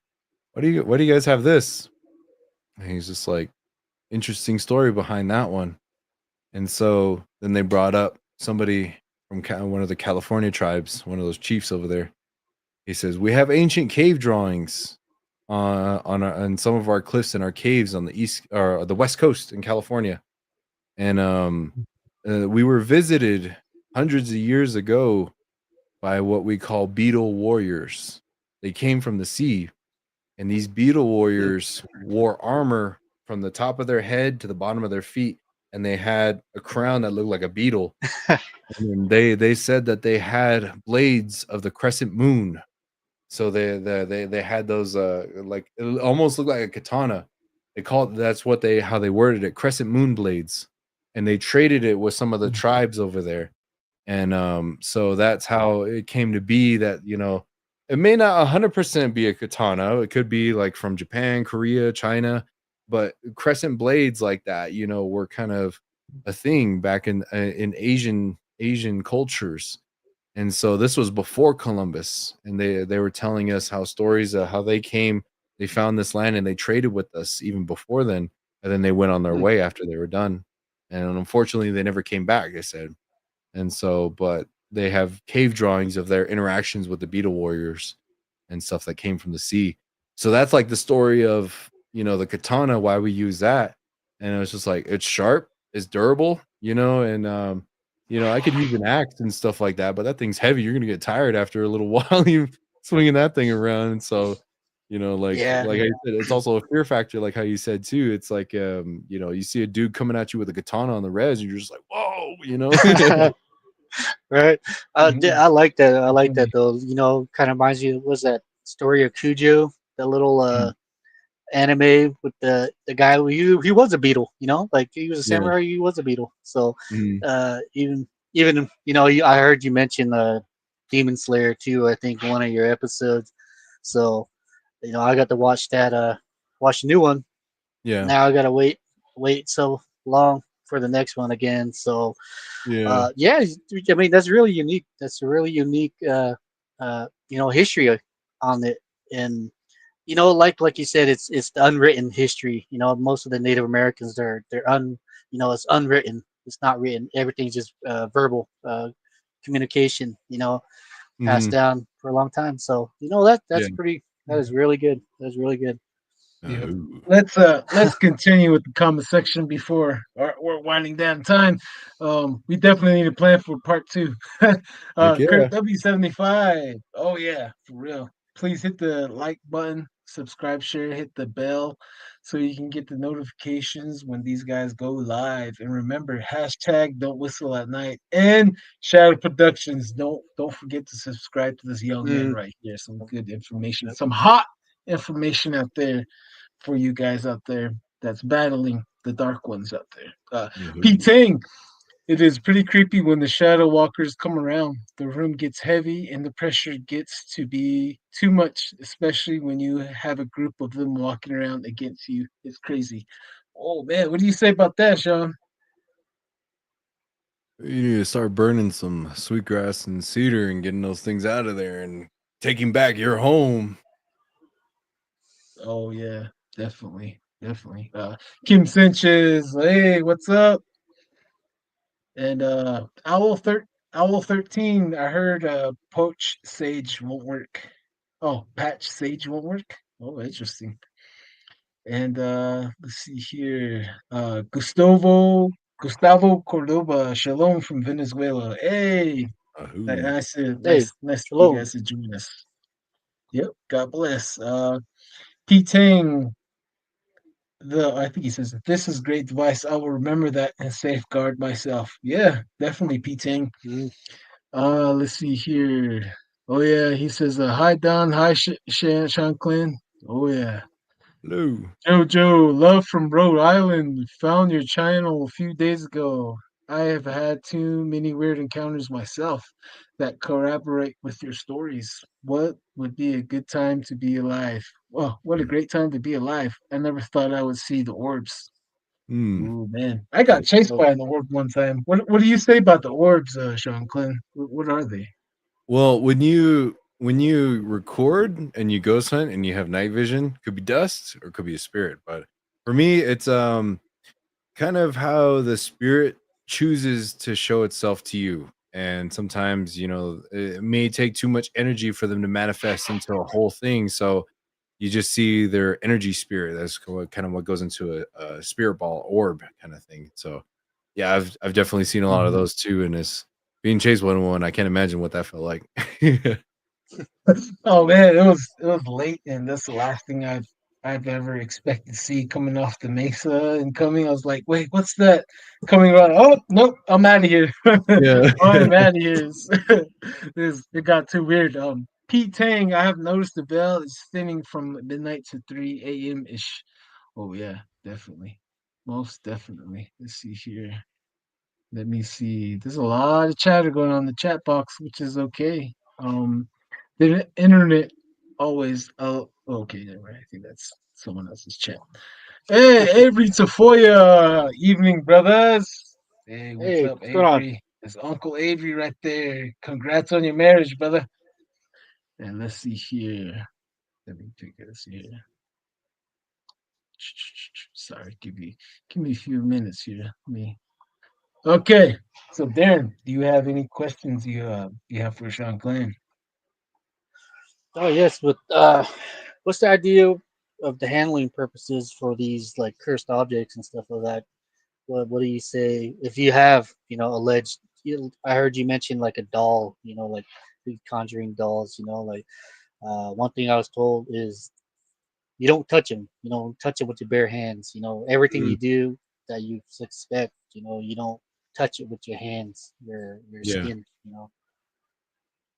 So when it comes to kind of cursed objects and kind of like what I was mentioning about when I was in that tunnel, you saw that spinal cord with the feathers on it, and then kind of like the scattered stuff you had and other objects that we kind of ran into in time. There's different kind of stages depending on where you are in your spiritual trainings and stuff. The masters they don't they can how I can describe it is they kind of put like a glove of like a shield on their hand. So those the masters can like pick it up and grab it when they need to, and it won't affect them. But if you're kind of newer novice when it comes to dealing with darkness and evil, they always say put ash on your hands, cover your hands with ash before you grab anything like that. So that ash can protect you against the negative energy that's on there. And when it comes to keeping them, the mentors sometimes keep them to for trainings and stuff. Like sometimes, there's a dark thing that's like kept in them, and they're just like, okay, go in this room over here. What's in there? Don't worry about it. Figure a way out. Deal with it. It's like you got 30 minutes. Stay in there with it. And so you go in there and there's like a doll or something right there, and you're just like, what is this?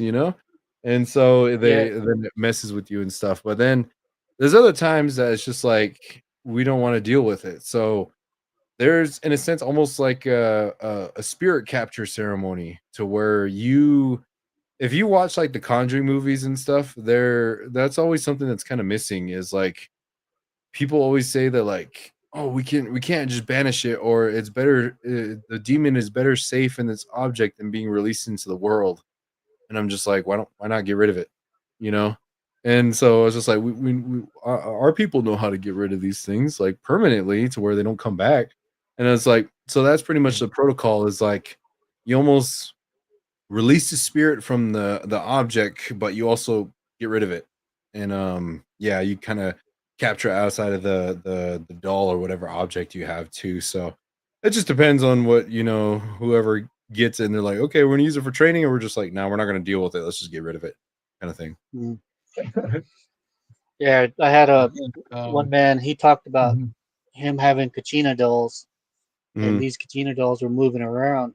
I don't know if you listened to a couple of podcasts before. That's one thing that he mentioned was he called the medicine man by he picked him up and whatever he did with it, he took the video. So it kind of makes you wonder. Like he probably used it for to train. yeah.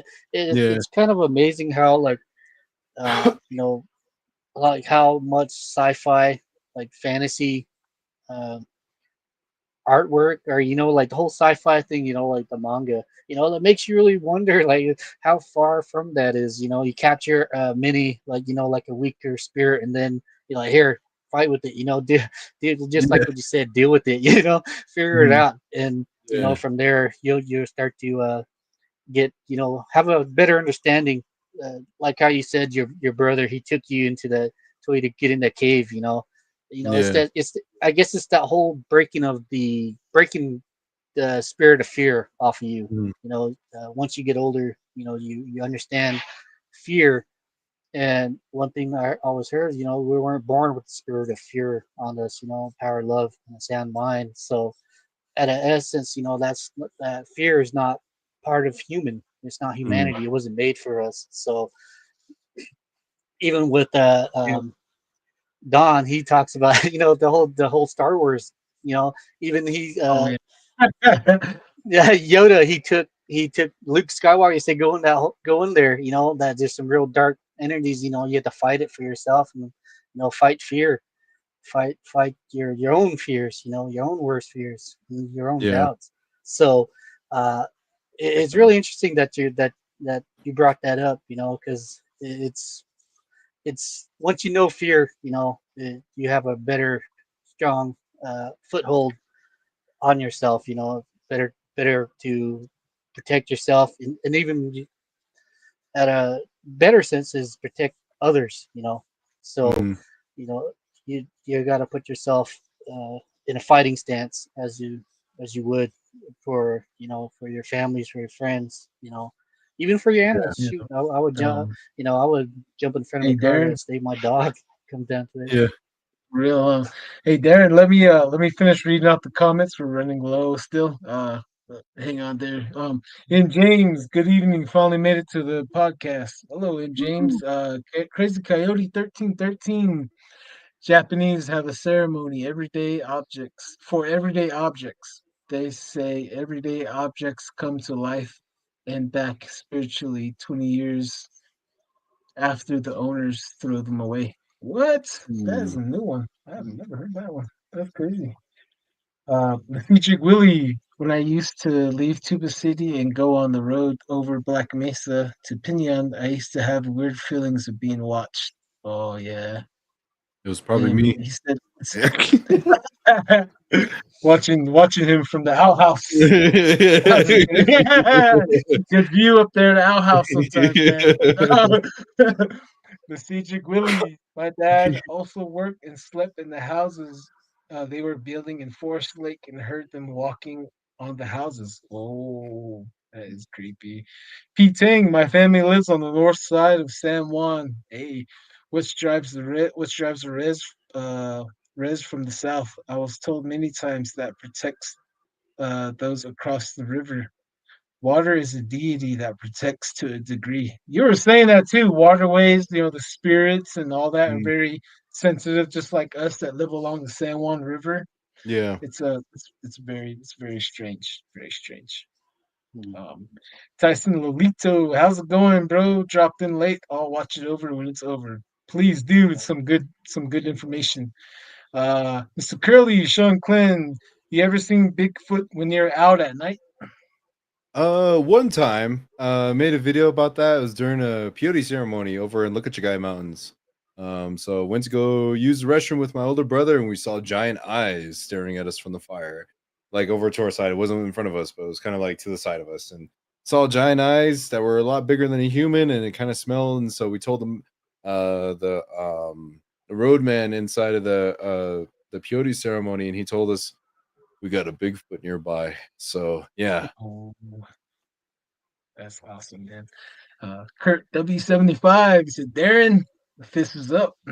Then Yep. Avery Thank you. Tafoya, evening, Darren. Barely catching up on the comments. Yeah. um, oh yeah, let's see here. Kurt W75. I often think about Mammoth Mountain and then think about Hollow Earth theories. And I'm also starting to think about all the negative entities, Dogman, some Bigfoot skinwalkers. I think they live in caves or hollowed out areas like ant people. Also, they're not all good. Oh man. And Avery Tafoya, interesting story. Wow. Definitely Avery. For real. Um, Thomas Royball, Shanclen, your brother can do a movie about my story for free. It's an amazing story about Alamosa, Colorado, by the Great Sand Dunes National Park.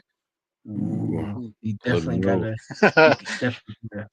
Yeah, that'd be cool. That'd be cool. I'll be the one screaming. I was kidding. And I'll Let's just see here. be remaking Dune, and calling the sandworms. Yep. Bro. um, Taylene Root, Cha, caught you live. What's up, Taylene? Let's see here. I should have read. I should have read all these comments. Now I have to be picky, choosy right now. Let's see here. See here. Finally, glad y'all got together. Oh yeah. So we got Ooh. Audacious Amber in the house. What's up? And she said, "Hey, uncles." Oh, what's up? And let's see here. Don, my brother from another mother. What's up, Amber? My sister from another mister. How's it going? Let's see here. Uh, hmm. Whoa, okay. Someone's wife put a hit on somebody. I was gonna Oh bring shit. that up, but like, I don't know. Oh, Whose no. wife put a hit on their husband? That's some interesting stuff right there.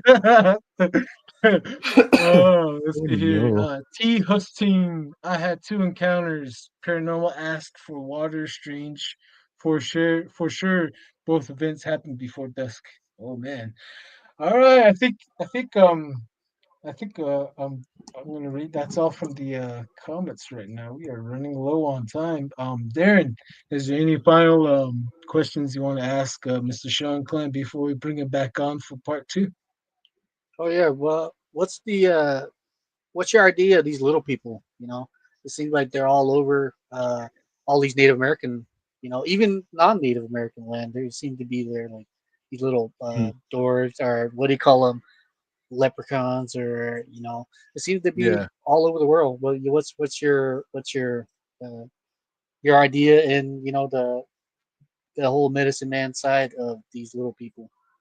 Yeah, so they're kind of like their own faction of beings. Kind of when it comes to humans, depending on where you come from, they're different, and so they have different characteristics, personalities. Just came back from Montana and visiting the Crow Reservation, and they were telling me stories of little people up in their reservations too, and very similar to relatives I have in the Lakota Reservation too. And even down here in Arizona too, you start having some in Navajo Nation too, and you start going south down toward Tucson area too. Then you start going to Mexico, and then all those people have like stories of little people too. Wendy's. Yeah. Mhm. So it's always very, even Pacific Islanders too, all over the place they have stories of little Yeah, people. yeah, And so, like my biggest thing is always like I never want to piss them off or make them mad. So it is always like comes in with respect, like I don't know if you guys ever seen that movie Beverly Hills Chihuahua. I've seen that movie with my little siblings. It's kind of like a little Disney movie. But their mm, motto was "We are tiny but mighty." And so I right, believe right. it, like there's stories of these little people being super stronger than us humans, and Mm, when you go to different tribes, they say they can change their size if they want to. They live in remote areas and they want to be left alone most times. But whenever I do go into an area where a tribe kind of mentions little people, I always acknowledge them. I always say, like everywhere I go outside of the reservation, even in our reservation, I always say, I'm always a guest here on this land. And thank you for allowing me to have a safe trip up here. I'm going to leave you this offering. I either leave tobacco or a little bit of food that I have too from my own food. I give it to them, and, always good faith and good respects in that way, because I know I've dealt with a lot of spiritual beings, and I know don't let size be a judge on character. So Oh yeah, yeah, it's one of those things that like I believe them. I've had a couple experiences with them too, and so maybe we can yeah, save that for yeah, part two. yeah, oh for yeah, sure, for definitely. sure. Can't wait.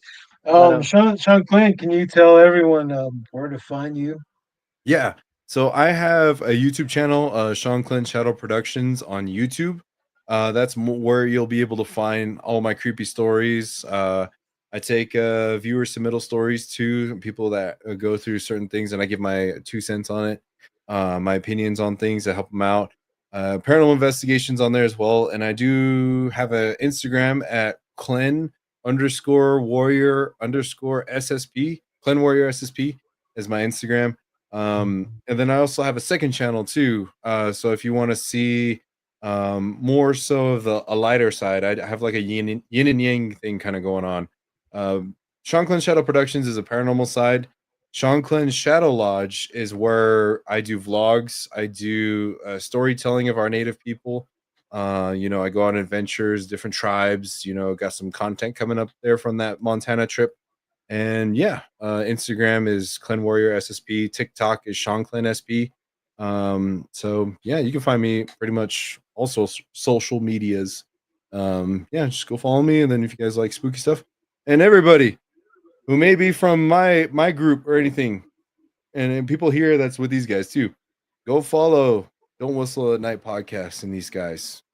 Send some many blessings to these guys because these guys are really awesome. They're doing a really great thing here, everybody. So go subscribe. oh yeah, Don't forget thank Sean you, Clan. thank Don't you. forget likewise back to him. Before we end the show, is there any last messages would you like to give to the audience listening? Hmm. Let me put down some cedar real quick. Let me put on my Grandpa Che jacket real quick. Yeah, kidding. Yeah. Some final words I want to say. Doesn't matter the situation this world may be going through. Doesn't matter what all this stuff is going on in the world. Meet it with a smile. Meet it with happiness, everybody.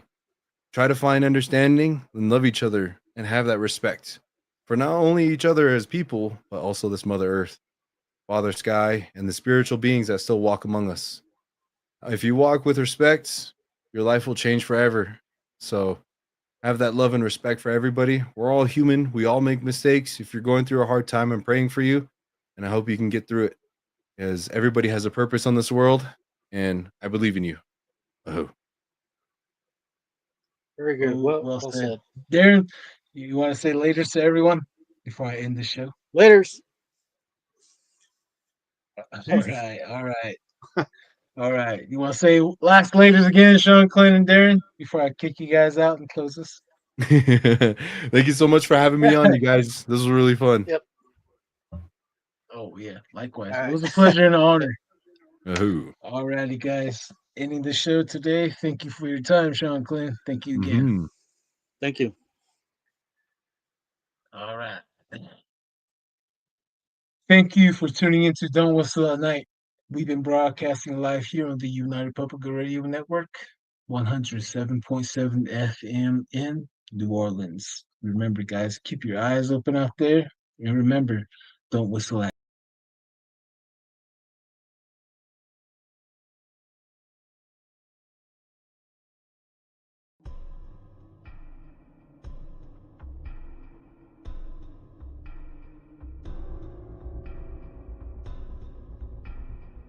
Welcome to Don't Whistle at Night podcast, where Navajo legends echo in the shadows. Darren and Dawn will guide you through the sacred fire of native storytelling, where the old stories breathe, the unknown walks among us, and voices, long hidden, rise to be heard. And remember, don't whistle at night.